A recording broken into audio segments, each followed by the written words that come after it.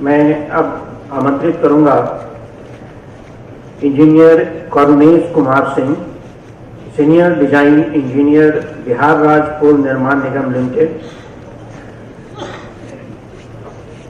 DPR review and commencement of work पर।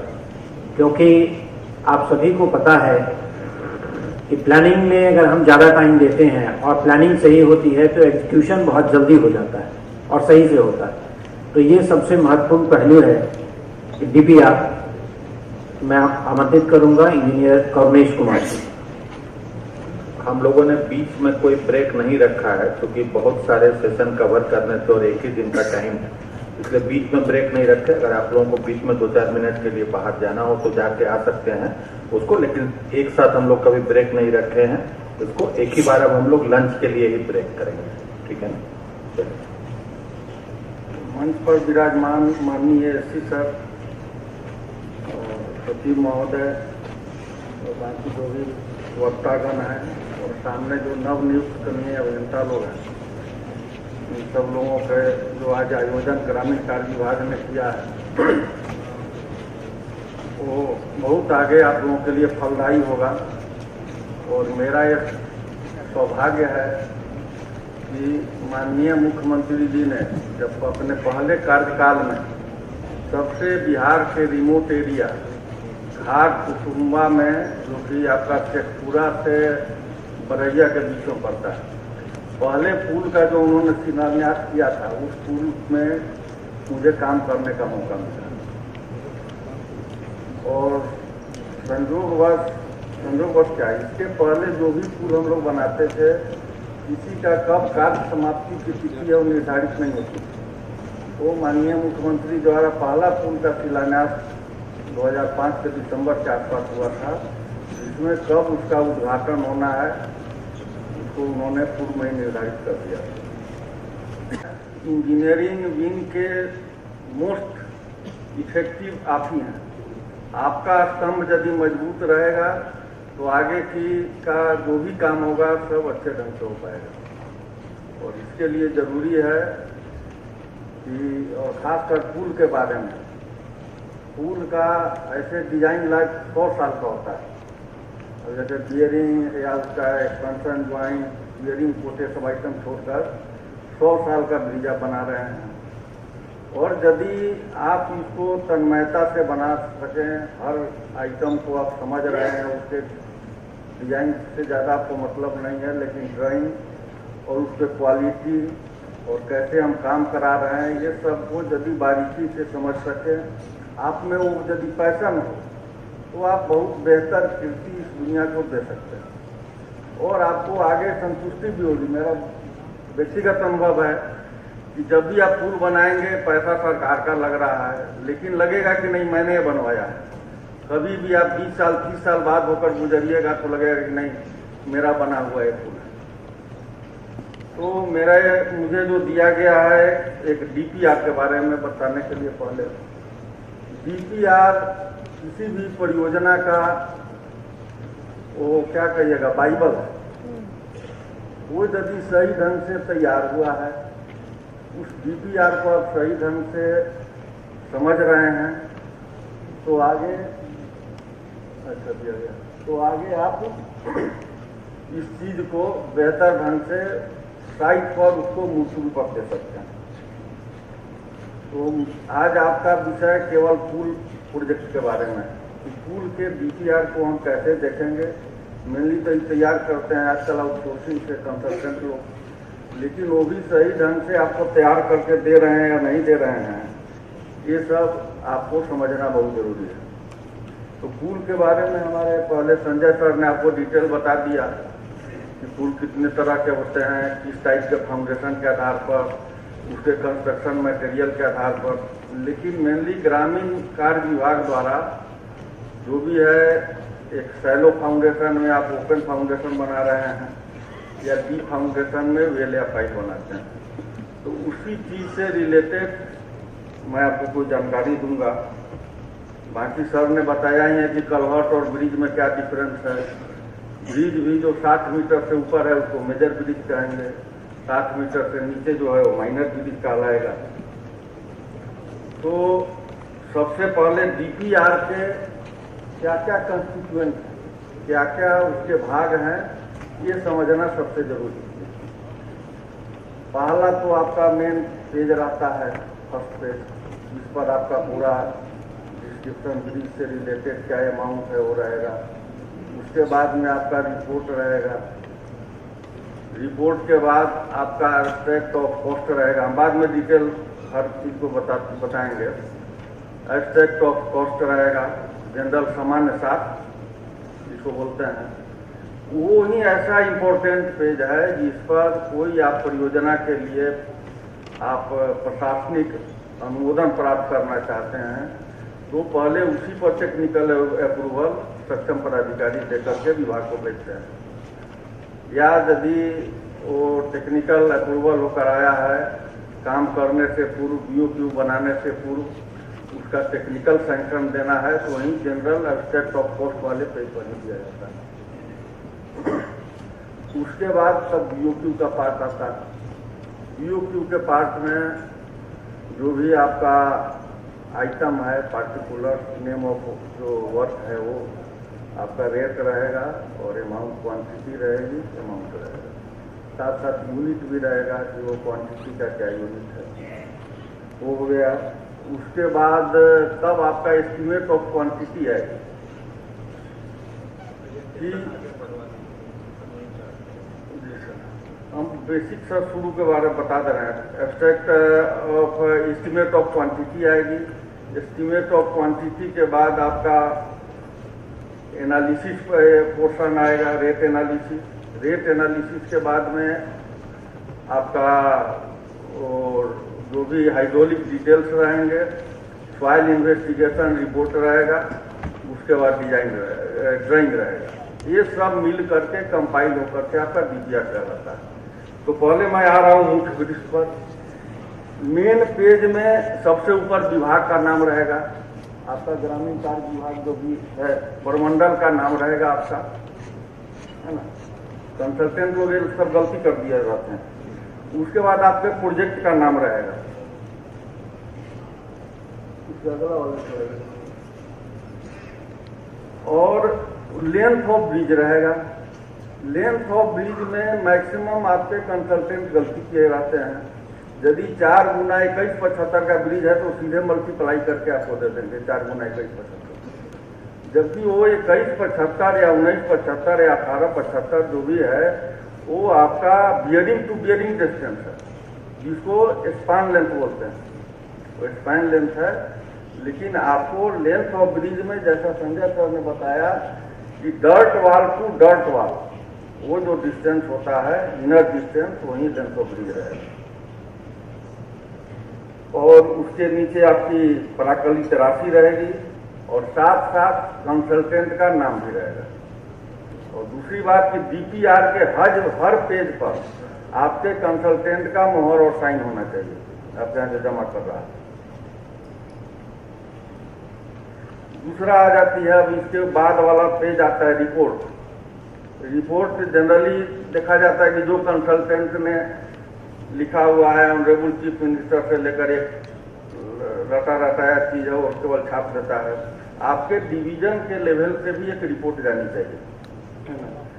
इस report में आपको उस प्रोजेक्ट के बारे में विवरणी दिया हुआ रहे, है ना, इसकी क्या उपयोगिता है, इससे बनने से क्या लोगों को लाभ मिल रहा है, आसपास के लोगों को, साथ ही साथ किस विभागीय आदेश के तहत ये हम तैयार कर रहे हैं, और जो इसका रेट की गणना इसमें की गई है वो किस SOR से की गई है, और इफेक्टिव कब से है, वो रेट इफेक्टिव कब से है, वो सब मेंशन आपके रिपोर्ट में होनी चाहिए। और उसमें आपके तीनों आदमी, आपके प्रमंडल के जो कार्यपालक अभियंता हैं, सहायक अभियंता और कनीय अभियंता, तीनों आदमी का उस पर साइन रहेगा। अब अगला साल पेज आ जाता है जो सबसे इम्पोर्टेंट पेज है, जिस पर PAFPS दिया जाता है, general abstract of cost. General abstract of cost में आपका ब्रिज का जो कंपोनेंट है उस सब कंपोनेंट का अमाउंट दिया रहेगा। जैसे फाउंडेशन हुआ, सब structure, super structure, approach road, protection भी करना है, खासकर एबटमेंट का प्रोटेक्शन तो जरूरी है। रोड सेफ्टी वर्क, आजकल सेफ्टी का बहुत ज़्यादा महत्व है, इसलिए रोड सेफ्टी आइटम भी उसमें इंक्लूडेड रहना चाहिए। उसके बाद यूटिलिटी सिस्टम, यदि कोई आपके अलाइनमेंट पर आपका तो कंसल्टेंट डीपीआर बनाकर चला आया और देख रहा है कि भैया आप काम शुरू करने गए तो वहाँ पर बिजली का पोल खड़ा है, उस पोल को ठीक करना है, या पहले से कोई पुराना लकड़ी का या स्क्रू पाइप ब्रिज बना हुआ है। तो यही का सबसे इम्पोर्टेंट है कि जब कंसल्टेंट जा रहा हो डीपीआर बनाने के लिए साइट पर, तो आप खुद अपने से जाएं और जो आइटम है, यदि बिजली का पोल है तो उसका भी एस्टिमेशन करा करके उसमें एस्टिमेट में डीपीआर में ऐड करा था। यदि डिसमेंटलिंग आइटम है तो डिसमेंटलिंग आइटम भी आपका ऐड होगा। एक सिग्नोरेज है, सिग्नोरेज का अच्छी तरह आप समझते हैं कि सिग्नोरेज किसे कहते हैं। जो भी हमारा खनिज है उसका जो बेसिक रेट है रॉयल्टी सहित, उसका 10% हम लोग जो अमाउंट निकालते हैं वही सिग्नोरेज होता है। तो मैक्सिमम डीपीआर में ये लोग गलती कर देते हैं कि सिग्नोरेज लोग ऐड नहीं करता है या लमसम रूप में देता है। तो आपको लमसम, चूंकि आप एजेंसी को तो कटौती कर रहे हैं, पेमेंट कर रहे हैं उसके क्वांटिटी के आधार पर, जितना आपका चिप्स का या सैंड का क्वांटिटी कंज्यूम हो रहा है, तो इस लिए उससे भी कंसल्टेंट से आप सिग्नोरेज डिटेल्स में बनवाइए हर आइटम का। तो ये आपका सामान्य सार हुआ। उसके बाद आपका मेन आ जाता है BOQ portion, estimate of cost का। तो जैसे बताए कि उसमें वहीं 4 कॉलम रहेगा। पहला जो तो वहीं आपका पार्टिकुलर मतलब नेम ऑफ वर्क, उसके बाद उसकी यूनिट जो आइटम है उसका क्या है, पर एमक्यू है, पर मीटर स्क्वायर है, वो रहेगा, क्वांटिटी रहेगा, रेट रहेगा और अमाउंट रहेगा। एक चीज मैं बताना भूल गया था, जो जनरल एस्पेक्ट ऑफ कॉस्ट होगा उसके नीचे आपको एक पेज आपको लिखवा लेना है कि ये रेट जो है जो लिया गया है इस एस्टीमेट डीपीआर तैयार करने में, इस एसओआर से और कब से इफेक्टिव है। आप तो रिपोर्ट में लिखेंगे ही, लेकिन वो जनरल एस्पेक्ट ऑफ कॉस्ट के नीचे भी रहेगा कि रेट इफेक्टिव फ्रॉम डेटेड इतना वाइड एसओआर आरसीटी है आपका आरडब्ल्यूटी के एसओआर। अब होगा बात बीओक्यू जब हो जाता है तो बीओक्यू की जो क्वांटिटी आपके पास आई है उस बीओक्यू के क्वांटिटी का कैसे एस्टिमेशन हुआ है, ये एस्टीमेट वो तैयार करता है। लेकिन आपको जब तक खुद नहीं जानेंगे तब तक डीपीआर को आप चेक नहीं कर सकते। एस्टीमेट तो खैर जेई का सबसे मेन भाग है, और एस्टीमेट तैयार करने के लिए ब्रिज का आपको उसका ड्राइंग को समझना सबसे ज्यादा जरूरी चीज है। जब तक आप ड्राइंग को नहीं समझेंगे आप सही ढंग से न एस्टीमेट चेक कर पाएंगे न एस्टीमेट बना पाएंगे।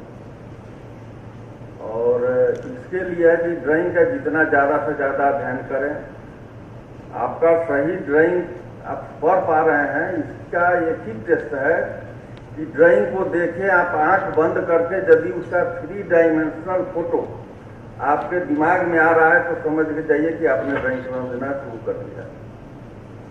वो तो आपका 2 डायमेंशनल सेक्शन दिया हुआ है, लेकिन आप उसका आइसोमेट्रिक व्यू आपके दिमाग में आ रही है तो मतलब आप ड्राइंग को समझ रहे हैं सही ढंग।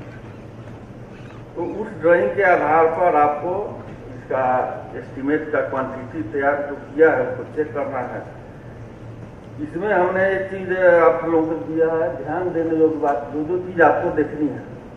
जैसे हम लोग स्टील लाइनर का पाइल फाउंडेशन में प्रोविजन करते हैं, तो पाइल फाउंडेशन में भले ही आप काम करने के दौरान कट ऑफ लेवल के ऊपर तक एजेंसी डाल दे, लेकिन आपको पेमेंट करना है जो मैक्सिमम स्कावर लेवल और कट ऑफ लेवल के बीच का जो लेंथ है, उसी लेंथ का आपको एस्टिमेट करना है, वही पेमेंट करना है। हाँ, उसमें ध्यान देना है कि उसमें 50 mm चूंकि आपका वो पाइल रहेगा, वो पाइल कैप में इम्बेडेड रहेगा, तो उस पोजीशन में यदि लाइनर का वहाँ प्रोविजन है तो लाइनर भी आपका 50 mm इम्बेडेड रहना चाहिए।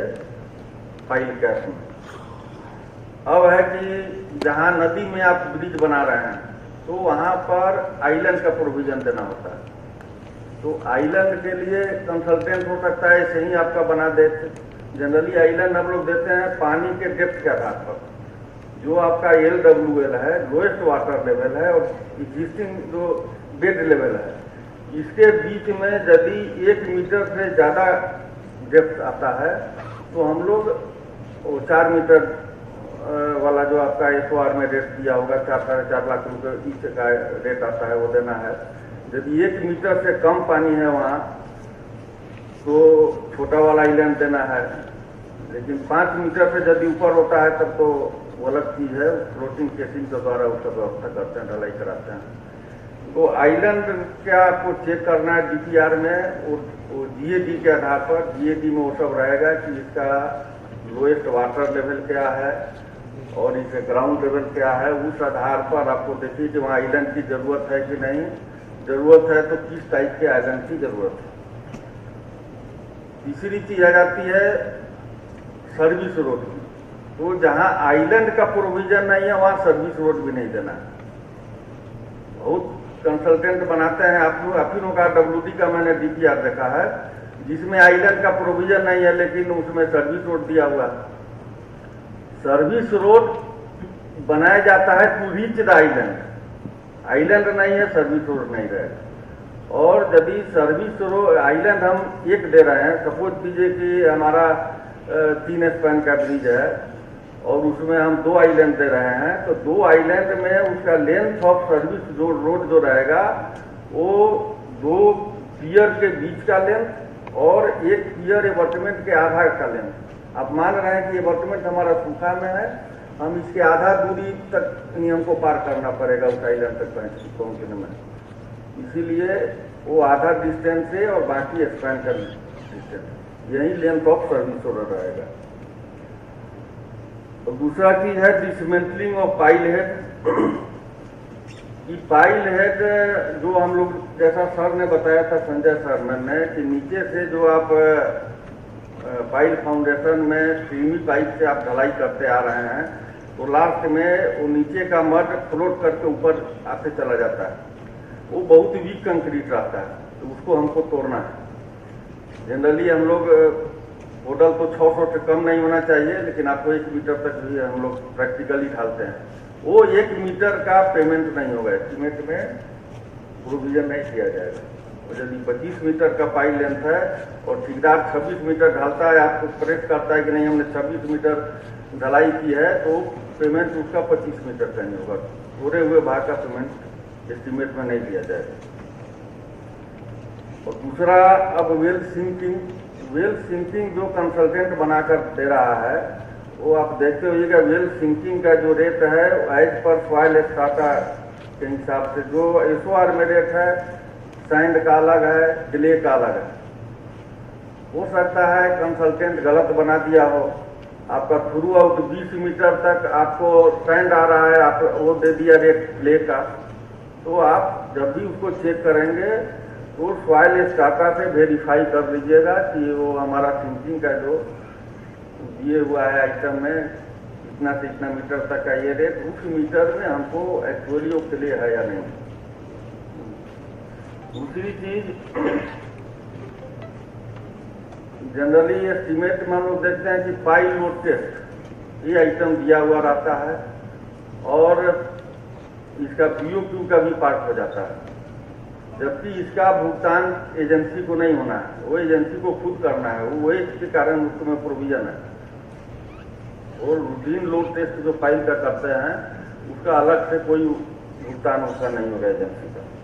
इसलिए BOQ में ये पार्ट होना ही नहीं चाहिए। जब आपका A में प्रोविजन दीजिए कि उसके कारण आपको पैसा मिल जाए, लेकिन जब GS के लिए तैयार कीजिए तो इस आइटम को काट दीजिए, इंक्लूड मत कीजिए फाइल लोड टेस्ट का। दूसरा चीज की जो डर्ट वाल है, पेडेस्टल है, ये दोनों का एस्टिमेशन जो होगा वो पेडेस्टल तो सीधा समझ रहे हैं, जैसे सर ने बताया कि जो भी आपका बियरिंग है उसके नीचे का पार्ट जो होगा वो आ जाएगा सब स्ट्रक्चर में। लेकिन डर्ट वाला ऐसा चीज है जो आपका ऊपर के लेंथ तक चला, हाइट तक चला जाता है, फॉर्मेशन लेवल तक जाता है। लेकिन फिर भी हम उस डर्ट वाल का एस्टिमेशन सब स्ट्रक्चर पोर्शन में करेंगे, एक करना है। दूसरा चीज अप्रोच रोड और बियरिंग पोर्ट। अप्रोच रोड और बियरिंग पोर्ट का जो भी क्वांटिटी रहती है उसमें रेनफोर्समेंट लगता है। जनरली आपका अप्रोच स्लैब में 50 kg पर क्यूबिक मीटर के हिसाब से प्रोविजन रहता है और बियरिंग पोर्ट में 75 kg पर क्यूबिक मीटर के हिसाब से। अप्रोच स्लैब में सीधा फार्मूला है, आप 12 mm का 150 सेंटर एक ऊपर का जाली देंगे, एक नीचे का 12 का देंगे और ढलाई कराएंगे। तो कहीं यदि कंसल्टेंट ने अप्रोच रोड का कंक्रीटिंग का भी आपका रेट क्वांटिटी दे दिया और उसका रेनफोर्समेंट का भी दे दिया, तो रेनफोर्समेंट का पेमेंट नहीं होगा, उस रेट में इंक्लूड है उसका।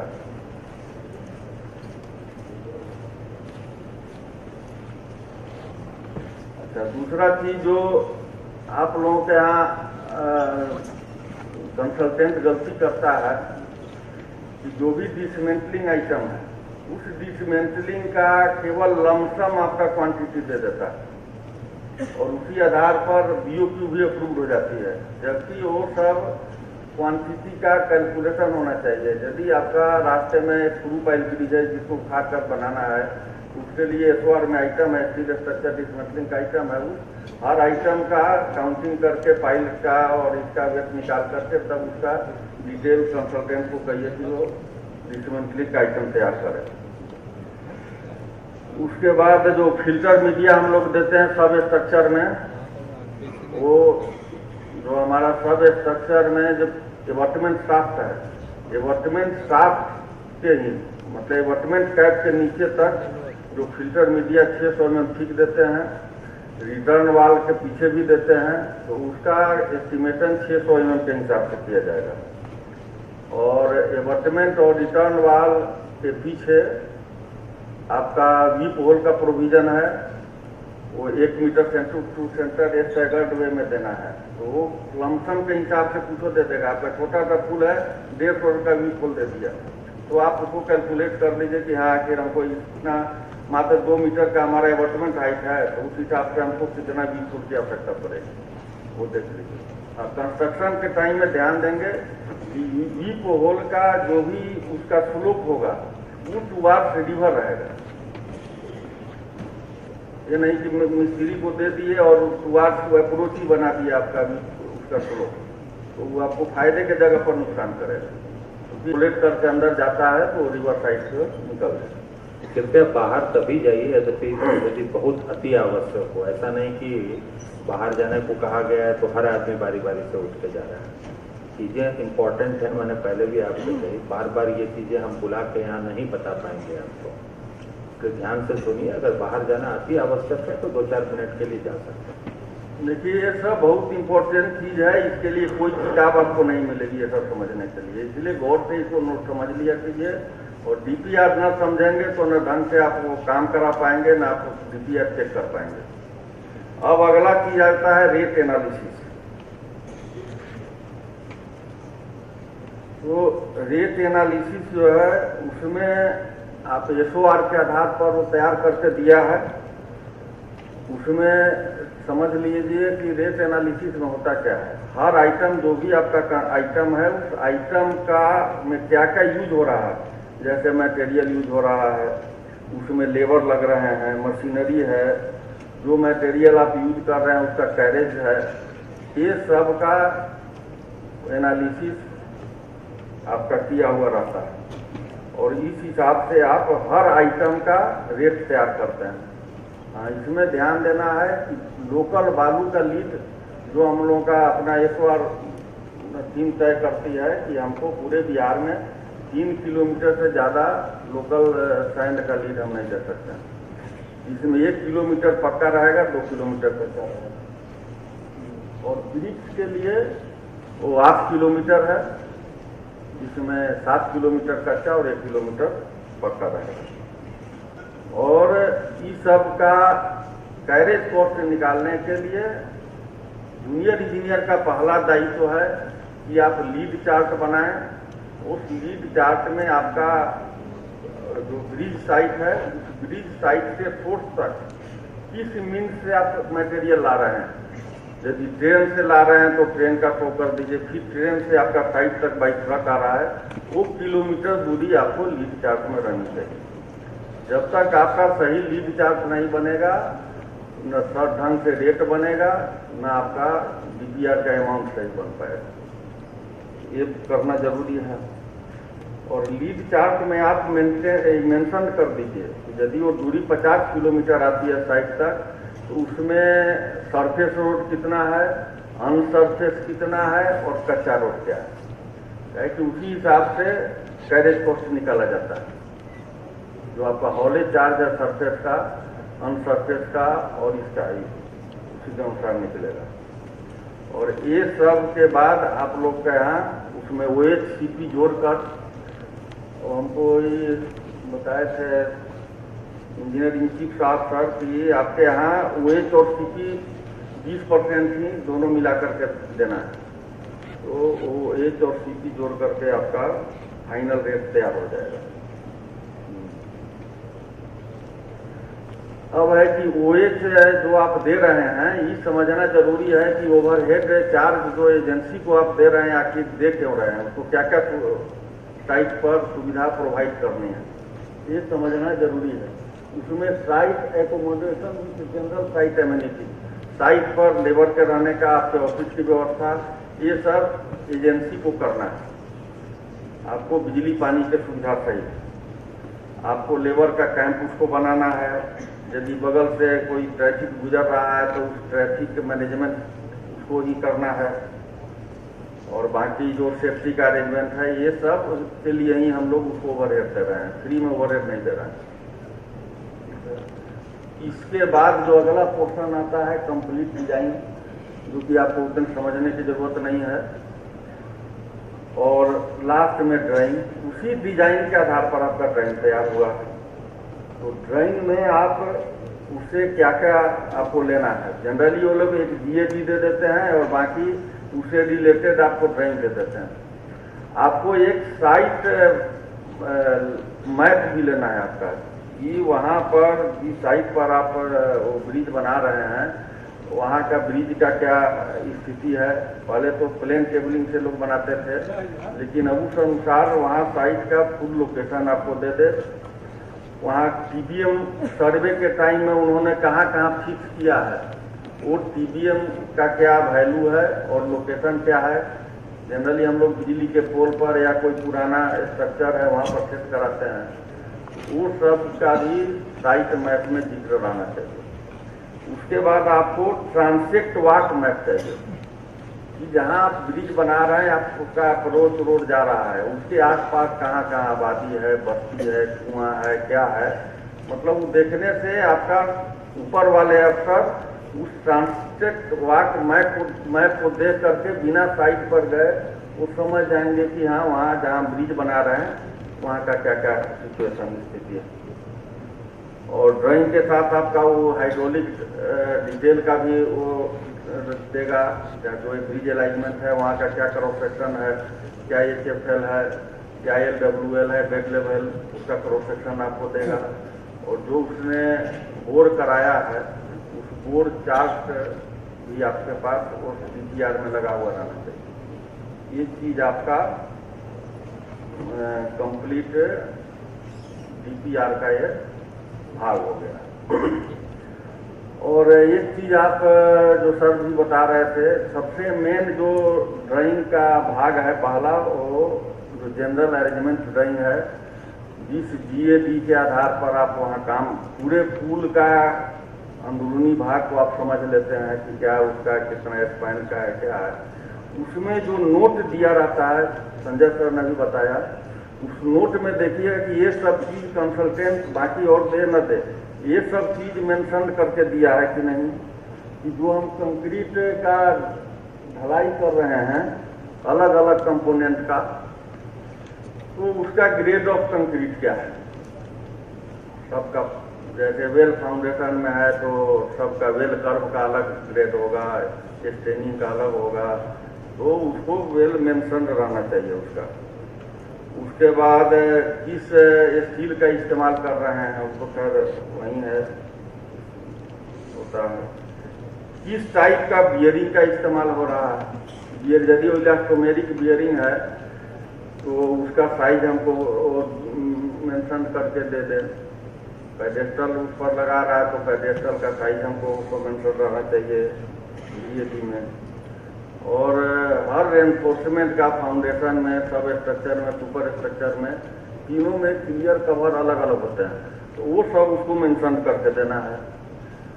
और आपका लैप लेंथ क्या है उसका भी जिक्र DAT में होना चाहिए।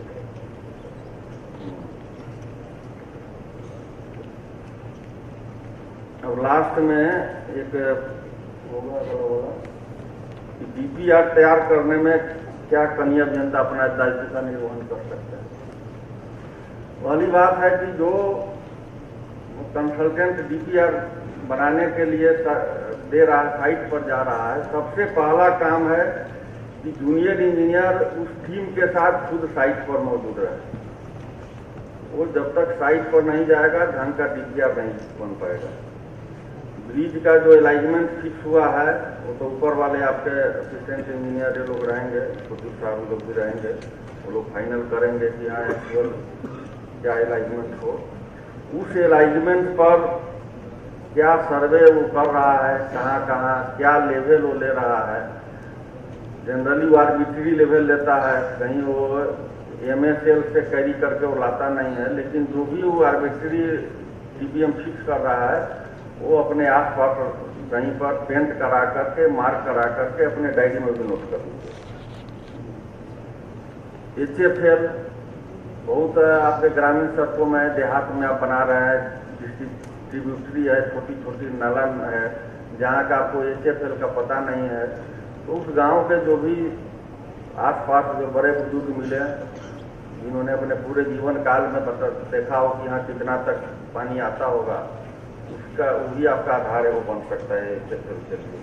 लेकिन ये LWL HFL ये सब आपके डायरी में भी नोट होनी चाहिए कि जब वो बना करके ला रहा है, आपका DPR का ड्राइंग बना कर दे रहा है, तो सही में जो आपने साइट पर देखा है वो LWL, वो आपका बेड लेवल, वो एक्चुअली में वहाँ पर ड्राइंग में है कि नहीं।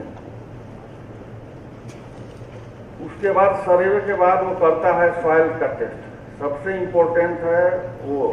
यदि आप नहीं जाएंगे तो कहीं का मिट्टी ला करके वो सॉइल सैंपल बना करके आपको दे देगा, और उसके वजह से आपका डिजाइन उल्टा हो जाएगा, पुल कमजोर होगा। जहाँ पर पाइल देना है वहाँ वेल देना है, वहाँ अपने पाइल दे दिया। तो जिस समय वो कंसल्टेंट का आदमी वहाँ सॉइल टेस्टिंग के लिए जा रहा है, वहाँ खुद आप अपने रहें और अपने सामने सैंपल कलेक्ट करवाएं और अपने सामने उस पर दस्तखत करके उसको लैब में भिजवा दें कि वो कोई चेंजिंग नहीं कर सकते। जनरली माना जाता है कि जो पाइल फाउंडेशन हम कर रहे हैं, तो यदि हमारी अनुमानित डेप्थ 25 मीटर है, मोटा मोटी माना जा रहा है, तो उससे हमको 15 मीटर ज़्यादा तक का हमको सॉइल सैंपल लेना है।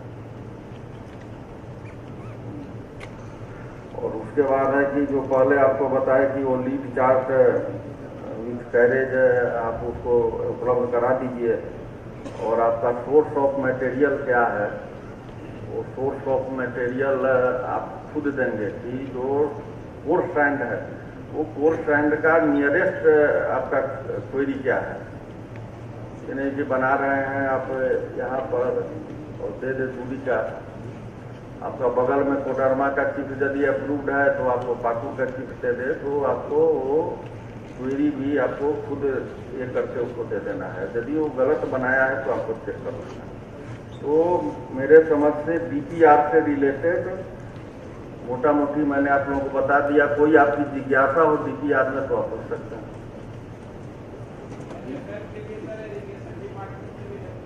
इरिगेशन से लेंगे, लेकिन जो मेजर ब्रिज है, कोसी है, कमला है, उस पर यदि बना रहे हैं तब तो वो आपको देगा ही। और वो HFL का जो देगा आपका डाटा, तो आपको पता करना होगा जब किस जगह से दिया है।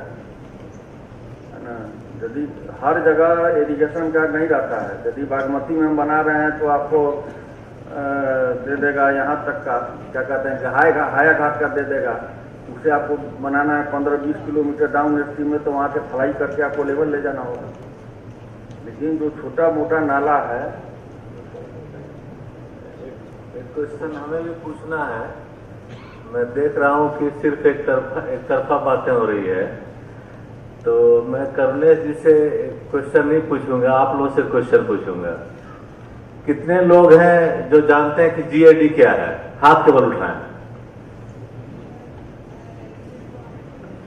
ये तो जब इन्होंने जीएडी पर ही सारा बात बताया, जीएडी पर और थोड़ा सा कितने लोग जानते हैं कि जीएडी में क्या इंफॉर्मेशन होता है? जिन्होंने हाथ खड़ा किया उनमें से बताइए। तो माइक दीजिए, जो जानते हैं वो बताएंगे। माइक दीजिए। हाथ किन्होंने बताया कि जीएडी में क्या इंफॉर्मेशन रहता है? कितने लोग जानते हैं? एक दीजिए, माइक दीजिए वहां पे।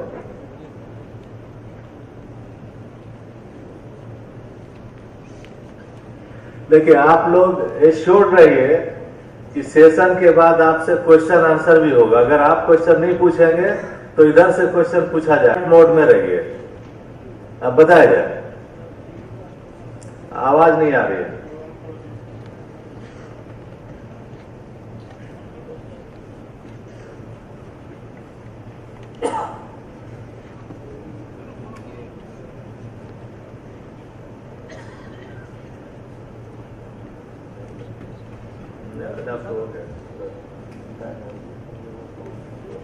सर आना चाहिए कि जीएडी का full form general arrangement drawing. इसका पर्पस क्या है? कितने लोग जानते हैं?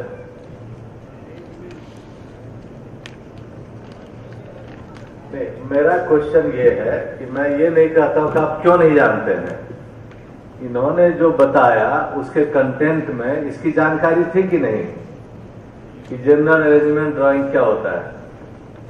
वही आधार होता है पूरे ब्रिज का। जब आप साइट पर जाएंगे तो पहला ड्राइंग शीट कौन होना चाहिए आपके पास? जीएडी। और जीएडी जब पहला शीट है तो उसमें क्या क्या इंफॉर्मेशन आप देखेंगे? अरे भाई, सबसे पहले देखेंगे साइट का लोकेशन। एक कोना में बना रहता है कि आपका ये जो ब्रिज है इस नदी पे इस साइट पे लोकेटेड है। आप उसके आधार पर वहां जाएंगे। इसके बाद फिर आपका ब्रिज का प्लान, सेक्शन, एलिवेशन, ये 3 इंफॉर्मेशन रहेगा। आप लोगों ने, कितने लोगों ने जियोमेट्रिक ड्राइंग पढ़ी है? ड्राइंग कितने लोगों ने पढ़ा? आप लोग कन्या अभियंता है ना, ड्राइंग तो सब लोग पढ़ना जानते होंगे। प्लान में क्या रहता है? ये दीजिए ना जरा सा, किसी से सुने उधर से। अरे आप दीजिए, ये माइक दीजिए। टॉप व्यू रहते हैं सर। हेलो, किसी भी प्लान में जब हम जीएडी में जो मेन उद्देश्य होता है कि जब हम किसी चीज को देखते हैं, किसी काम को करते हैं, तो उसको अगर हम ऊपर से काट दे और हवाई जहाज से देखने पर जो जो चीज हमको दिखेगा वो हमारा जीएडी का मेन पार्ट है। एलिवेशन किसको कहते हैं? एलिवेशन हम समझते हैं सामने से। जी। सेक्शन किसको कहते हैं? सेक्शन। अब हम अगर उसको आरा या तिरछा जब काटते हैं प्लान को, और उसमें देखने पर जो जो चीज दिखता है हमको, अगर मान लीजिए ब्रिक का दीवार है या आरसीसी का दीवार है, ठीक है, वो समझ गया, आप जानते हैं। अब आप समझिए, जब करुणेश जी ने कहा और बताया कि जब ड्राइंग आप देखते हैं तो देखने का मतलब है कि उसका 3D व्यू और पर्सपेक्टिव व्यू आपके दिमाग में आ जाना चाहिए। पूरा ड्राइंग, जो नॉन टेक्निकल लोग हैं उनको ड्राइंग देखने में केवल पेज लगेगा कि पेज में कुछ रेखाएं हैं, लेकिन जो टेक्निकल पर्सन है, जिन्होंने ड्राइंग की भाषा सीखी है, पढ़ा है, कॉलेज में पढ़ा है, साल 2 साल 4 साल, उनको क्या दिखाई पड़ना चाहिए ड्राइंग में?